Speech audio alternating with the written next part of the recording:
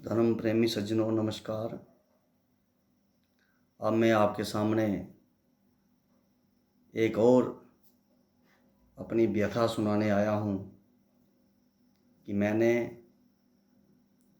एक वीडियो पहले अपलोड की थी जिसमें मैंने कहा था कि किसी एमपी ने प्रधानमंत्री जी को पत्र लिखा है कि जितने भी जो धर्म गुरु हैं, किसी भी धर्म के जो गुरु हैं, उनको तीर्थ पुरोहित जैसे हरिद्वार में पंडे हैं, गया जी में पंडे हैं, इनको कर्मकांडी जो पूजा पाठ लोग करवाते हैं, उनको जो पुजारी जो मंदिरों में पुजारी हैं, उनके लिए प्रधानमंत्री जी से उन्होंने निवेदन किया था कि इन लोगों को राहत सामग्री जो है वो दी जाए, कोई पैकेज दिया जाए।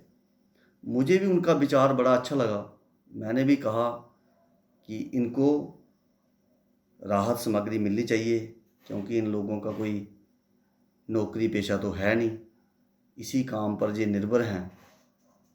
और दूसरी बात, ये लोग समाज के बड़े अहम किरदार हैं, समाज को दिशा प्रदान करते हैं, अपनी अपनी संस्कृति को चलाते हैं, अपने अपने धर्म का प्रचार करते हैं। तो इन लोगों के जो बच्चे हैं उनको किसी प्रकार की कोई परेशानी पैदा ना हो।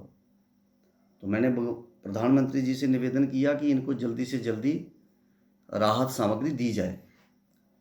उसमें मैंने एक जो है अपना विचार रखा कि जब आप राहत सामग्री दें, क्योंकि देश इस समय जो है बड़े संकट से गुजर रहा है, बड़े कठिन दौर से गुजर रहा है, तो वो जो पैसा जो है, वो जो राहत सामग्री है, वो डिजर्व लोगों को ही मिले।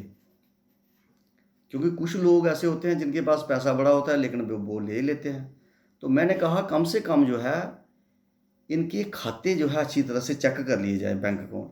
उसके ऊपर मुझे किसी ने वो रावण कह दिया, कोई बेईमान कहता है, कोई चोर कहता है, कोई पागल कहता है। चलो, इन लोगों का भी बहुत बहुत धन्यवाद। अब दूसरी बात मैं आपको बताना चाहता हूँ, इसको बड़ी ध्यान से सुनना। ये जितने भी जो लोग हैं जो धर्म की आड़ लेकर के, देवस्थानों की आड़ लेकर के अधर्म, अनीति, अत्याचार, ढोंग, पाखंड जो लोग कर रहे हैं, मेरी इन लोगों से प्रार्थना है, हाथ जोड़ करके विनती है, कृपया अपना अन्याय, अत्याचार, ढोंग, पाखंड रूपी जो आपने जो रथ निकाला है उसको यहीं पर रोक दीजिए। इस रथ से उतर करके सत्य, न्याय और धर्म के मार्ग पर चलिए, अन्यथा आपके लिए बहुत बड़ी दिक्कत खड़ी होने वाली है। ये मैं आपको बता दूं। एक बात और, कुछ लोग ये कह रहे हैं कि ये लोग घर में बैठे हुए फ्री की सैलरी ले रहे हैं।